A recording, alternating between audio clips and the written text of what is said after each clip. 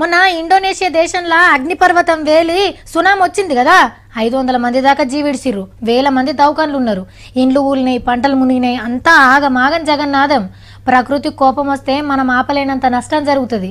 అట్లా జరగద్దని గీళ్ళు సముద్రుడికి గీ తీర్ల పబ్బతి పెడుతుర్రు.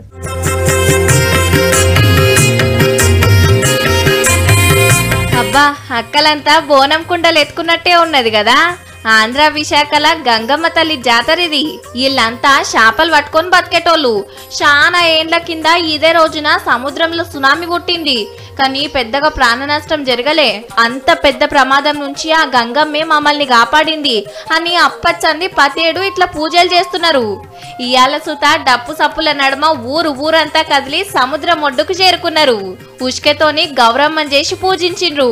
ఆ టెంక బిందెలల్లో తీసుకొచ్చిన పాలతోని అమ్మకు సాకబెట్టి మొక్కులు తీర్చుకున్నారు.